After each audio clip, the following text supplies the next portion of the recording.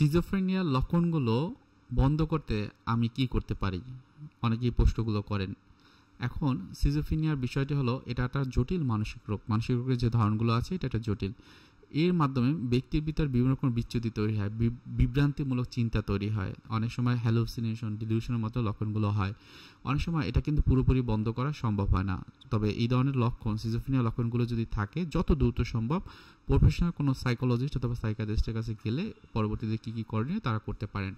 সিজোফ্রেনিয়ার সাধারণ কিছু লক্ষণ আছে যেটা আপনাকে প্রথমে জানতে হবে। যেন ওই ব্যক্তি হয়তোবা কানে আওয়াজ শোনে, এমন কিছু দেখে, এমন কিছু বাস্তবে সে মনে করে যেটা আসলে বাস্তবতার কোনো সাথে মিল নেই, যেটাকে আমরা বলি হ্যালুসিনেশন। অনেক ক্ষেত্রে ওই ব্যক্তির ক্ষেত্রে বাস্তব সম্পর্কে বিভিন্ন রকম বিভ্রান্তি বা মিথ্যা বিশ্বাস তার ভিতরে কাজ করে, ডিলিউশন হয় থাকে। অসংলগ্ন অথবা অপ্রাসঙ্গিক কথা বলে থাকে, আবেগের অভাব থাকে, নিরাসক্ত থাকে, একা হয়ে যায়, সমাজ থেকে বিচ্ছিন্ন হয়, অনেক সময় মনোযোগ বা সিদ্ধান্ত তারা নিতে পারে না। এখন আসেন যে এখান থেকে মুক্ত হতে হলে কি করতে হবে। এখান থেকে মুক্তি যদি আপনি পেতে চান তাহলে আপনাকে প্রথমেই সিজোফ্রেনিয়া রোগের জন্য ওষুধের চিকিৎসা নিতে হবে। এটা মাস্ট সিজোফ্রেনিয়ার ক্ষেত্রে, কারণ এটা একটা জটিল মানসিক রোগ। এখন নিয়মিত ওষুধ সেবন করা খুবই গুরুত্বপূর্ণ। সিজোফ্রেনিয়ার ক্ষেত্রে অ্যান্টিসাইকোটিক ওষুধ দেওয়া হয় যা হ্যালুসিনেশন এবং বা ডিলিউশন যেটি থাকে সেটা কিন্তু কমে যায়। রোগীর ওষুধ বন্ধ করা কখনো উচিত না, এমনকি উপসর্গ কমে গেলেও আপনারা কখনোই এই ধরনের ওষুধগুলো আপনারা কমাবেন না।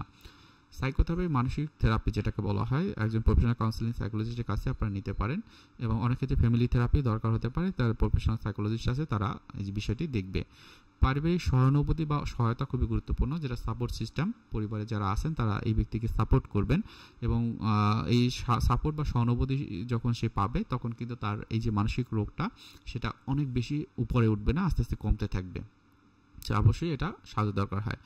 এবার যেটা হয়, দৈনন্দিন রুটিন তৈরি করা এবং সেগুলো যেন অনুসরণ করে, তার জন্য আশেপাশে যারা থাকে তারা যদি হেল্প করতে পারে বা ওই ব্যক্তি যদি পারে, দ্যাটস নাইস।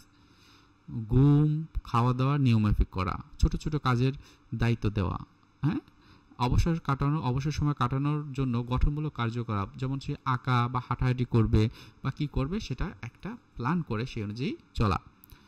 এরপর যেটা হয়, মানসিক চাপ এড়ানো। এই ধরনের সমস্যা যারা পড়ে তাদের রোগীকে কখনো চাপ দিতে হয় না, চাপ মুক্ত বা নিরাপদ পরিবেশে রাখাটা খুবই গুরুত্বপূর্ণ হয়ে থাকে। অনেক সময় মাদক বা নেশাজাতীয় দ্রব্য থেকে তাদেরকে দূরে রাখা খুবই গুরুত্বপূর্ণ। নিয়মিত মনোরোগ বিশেষজ্ঞ যারা আছে তাদের কাছে গিয়ে তাদের চিকিৎসাটা নেওয়া দরকার হয়।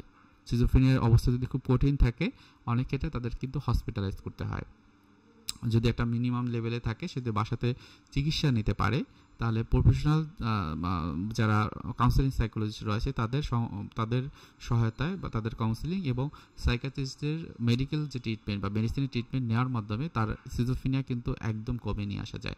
নিয়মিত যারা বিশেষজ্ঞ রয়েছেন তাদের শরণাপন্ন থাকলে, আপনার যদি মানসিক টেনশন থাকে বা অন্যান্য চিন্তা থাকে, সেটা কিন্তু আস্তে কমে যাবে। কিছু সতর্কবার্তা আমি অবশ্যই দিতে চাই এই বিষয়টার ক্ষেত্রে এই ভিডিওতে। প্রথম এবং প্রধান যে বিষয়টি আমি বলবো, ওষুধ হঠাৎ বন্ধ করবেন না। চিকিৎসা আপনারা যখন একটু বেশি ভালো ফিল করেন তখন বাদ দেবেন না, এটা কিন্তু মনে রাখবেন।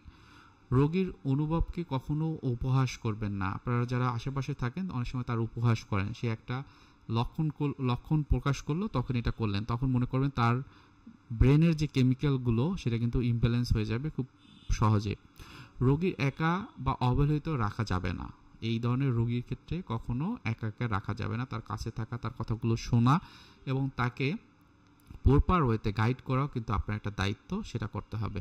মনে রাখবেন, সিজোফ্রেনিয়া জটিল একটা মানসিক রোগ হলেও এটাকে কমিয়ে নিয়ে আসার জন্য সাইকোলজিস্ট এবং সাইকিয়াট্রিস্টরা যে মেকানিজমগুলো থাকতে হয় চিকিৎসা পদ্ধতি তারা কিন্তু জানে। বাংলাদেশে এর চিকিৎসা রয়েছে, খুব ভালো চিকিৎসা রয়েছে।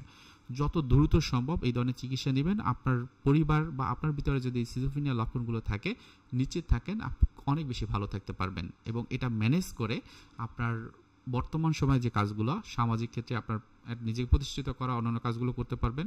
মানসিক যে সমস্যাগুলো মোকাবেলা করতে পারবেন, এর মাধ্যমে যদি শারীরিক কোনো সমস্যা সেটাও মোকাবেলা করতে পারবেন। শুধু দরকার হবে ইনিশিয়েটিভ নেওয়া। যত দ্রুত সম্ভব আপনি ইনিশিয়েটিভ নেবেন, তত দেখবেন সিজোফ্রেনিয়ার রোগ থেকে আপনি নিজেকে মুক্ত রাখতে পারবেন, বা ওই ব্যক্তি আপনার ফ্যামিলি বা প্রতিবেশী হোক তাদেরকে কিন্তু মুক্ত রাখতে পারবেন। তো আজকে ভিডিওটি এখানে রাখছি। কারো কোনো প্রশ্ন থাকলে আমি আশা করব কমেন্টে জানাবেন।